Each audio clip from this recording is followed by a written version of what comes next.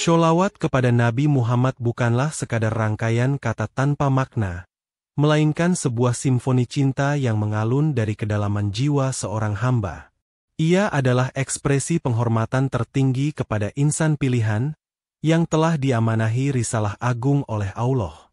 Setiap lantunan sholawat adalah pengakuan atas keluhuran budi, kesempurnaan akhlak, dan perjuangan tanpa lelah Rasulullah dalam membimbing umat manusia menuju cahaya kebenaran. Makna kalimat sholawat, yang mengandung doa untuk kesejahteraan dan keberkahan bagi Nabi Muhammad, sesungguhnya adalah sebentuk kerendahan hati seorang umat. Meskipun Nabi Muhammad adalah kekasih Allah yang kedudukannya mulia, perintah untuk bersholawat justru menunjukkan betapa Allah ingin melibatkan hamba-hambanya dalam lingkaran cinta ini. Allah sendiri dan para malaikatnya pun bersholawat kepada Nabi, sebagaimana termaktub dalam firman-Nya, sesungguhnya Allah dan malaikat-malaikatnya bersholawat untuk Nabi. Hai orang-orang yang beriman, bersholawatlah kamu untuk Nabi dan ucapkanlah salam penghormatan kepadanya. Penghormatan ini lahir dari kesadaran akan jasa-jasa Rasulullah yang tak ternilai. Beliau adalah penyampai pesan kebaikan, penuntun jalan keselamatan, dan teladan paripurna bagi seluruh alam. Melalui beliau, umat manusia mengenal Tuhannya, memahami tujuan hidupnya, dan menemukan cara untuk meraih kebahagiaan sejati di dunia dan akhirat. Maka, bersholawat adalah wujud terima kasih yang paling tulus, sebuah ungkapan cinta yang tak lekang oleh waktu. Lebih dari itu, sholawat adalah getaran ruhani yang menghubungkan hati seorang hamba dengan hati Nabi Muhammad. Semakin banyak dan tulus sholawat dilantunkan, semakin kuat ikatan spiritual yang terjalin. Ia menjadi sarana untuk mendekatkan diri kepada Allah, karena mencintai dan menghormati utusannya adalah bagian tak terpisahkan dari cinta dan ketaatan kepada Sang Pengutus. Sholawat adalah nafas para perindu, melodi para pencinta, dan cahaya bagi jiwa yang mendambakan kedekatan. Nabi Muhammad bukanlah sekadar tokoh sejarah, melainkan manifestasi kasih sayang, rahmat, Allah yang terbesar bagi semesta alam. Beliau adalah samudra kasih yang tak pernah kering, yang dari sanalah terpancar cahaya petunjuk dan kelembutan bagi setiap makhluk. Peran beliau sebagai penyampai pesan kebaikan dari Allah kepada umat manusia adalah sebuah anugerah yang tiada bandingannya, sebuah jembatan yang menghubungkan bumi dengan langit. Jasa-jasa Rasulullah terukir abadi dalam lembaran sejarah dan, yang lebih penting, dalam sanubari setiap mukmin. Beliau telah mengeluarkan manusia dari kegelapan jahiliyah menuju terang benderang iman dan ilmu. Dengan kesabaran yang luar biasa, beliau menghadapi berbagai rintangan dan penolakan, namun tak pernah surut langkahnya dalam menyeru kepada kebaikan. Setiap ajaran, setiap sunnah, dan setiap jejak langkahnya adalah warisan berharga yang menjadi pedoman hidup. Dalam pandangan tasawuf, Nabi Muhammad adalah al-insan al-kamil, manusia paripurna yang menjadi cermin bagi sifat-sifat keindahan, jamal, dan keagungan, jalal, Allah. Melalui beliau, hakikat kemanusiaan mencapai puncaknya, menunjukkan potensi luhur yang dapat diraih oleh setiap insan yang mengikuti jejaknya. Beliau adalah pintu gerbang menuju makrifatullah, karena mengenal beliau dengan benar akan mengantarkan pada pengenalan yang lebih mendalam kepada Sang Pencipta. Oleh karena itu, mendoakan kesejahteraan dan keberkahan untuk beliau melalui sholawat adalah sebuah keniscayaan bagi jiwa yang mengenali kedudukannya.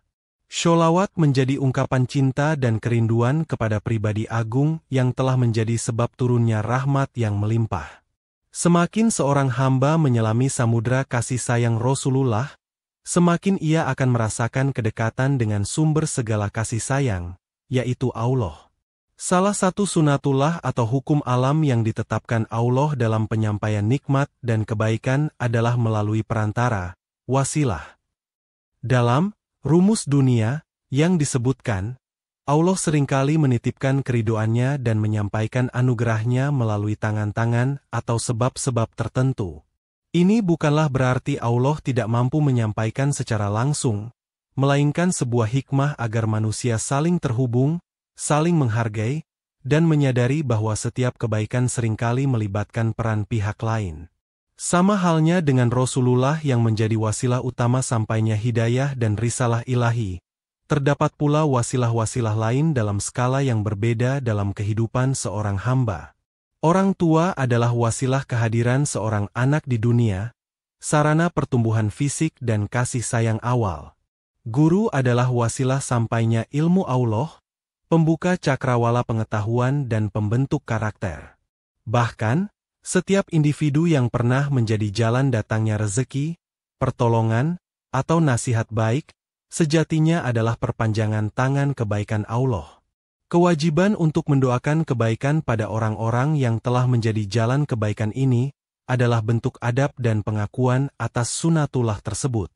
Ini mengajarkan kerendahan hati, bahwa seorang hamba tidak serta-merta meraih segalanya sendiri, melainkan ada campur tangan Allah melalui berbagai jalur. Mendoakan mereka adalah cara untuk menyambung tali silaturahmi spiritual dan memastikan keberkahan terus mengalir. Para sufi memahami betul pentingnya menghormati para wasilah ini. Mereka sangat memuliakan guru-guru, mursyid, mereka, karena melalui bimbingan sang mursyidlah pintu-pintu makrifat terbuka. Penghormatan ini bukan berarti penyembahan, melainkan pengakuan atas peran penting mereka sebagai penunjuk jalan. Dengan mengakui dan mendoakan para wasilah, seorang hamba sejatinya sedang membuka pintu bagi lebih banyak lagi kebaikan dan keberkahan dari Allah.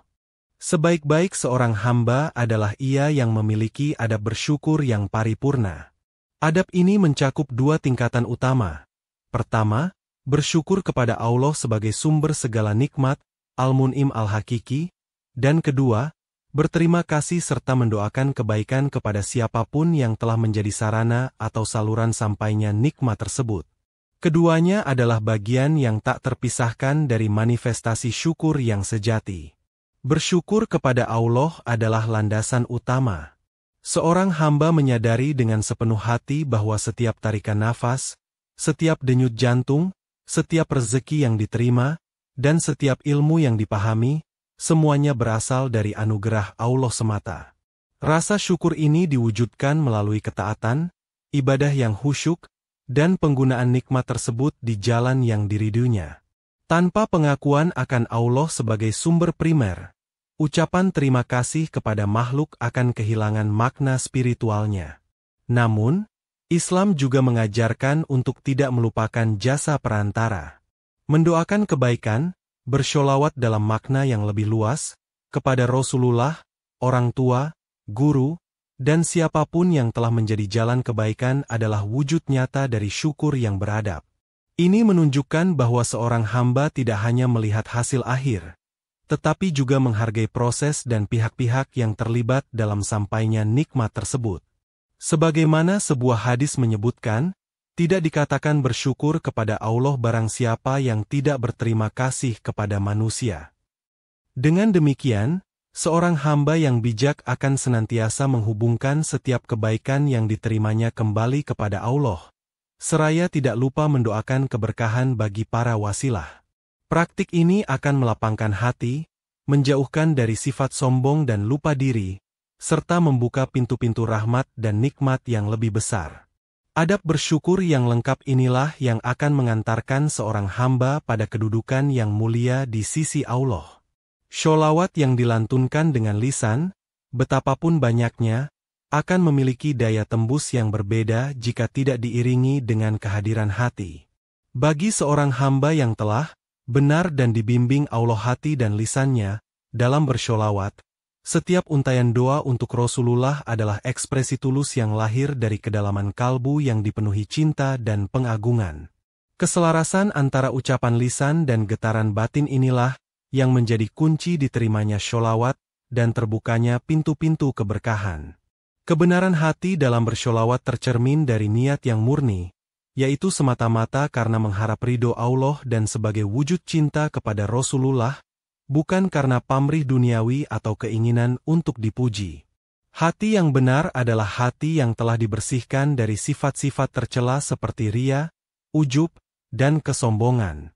Ketika hati bersih, maka sholawat yang keluar dari lisan akan menjadi ringan, manis, dan penuh dengan energi spiritual.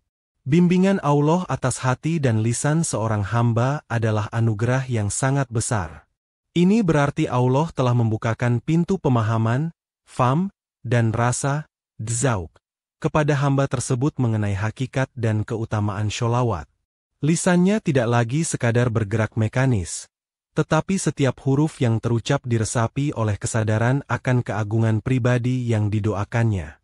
Ada getaran kerinduan, keharuan, dan harapan yang menyertai setiap lantunan sholawat. Sholawat yang lahir dari hati yang demikian memiliki kekuatan untuk membersihkan jiwa, menenangkan pikiran, dan mendekatkan diri kepada Allah. Para sufi mengajarkan bahwa zikir dan sholawat yang dilakukan dengan sepenuh hati dapat menjadi tangga mikraj ruhani seorang hamba. Ia bukan lagi sekadar amalan rutin, melainkan sebuah dialog cinta, sebuah persembahan terindah dari seorang pecinta kepada yang dicintainya, dan dari seorang hamba kepada utusan Tuhannya. Salah satu buah termanis dari sholawat yang tulus dan istiqomah, yang dilandasi cinta murni karena Allah, adalah kemungkinan dianugerahkannya perjumpaan dengan baginda Nabi Muhammad.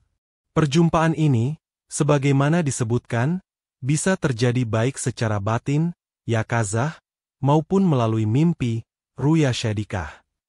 Ini adalah sebuah karunia agung, sebuah kehormatan yang didambakan oleh setiap jiwa yang merindukan sang pembawa cahaya.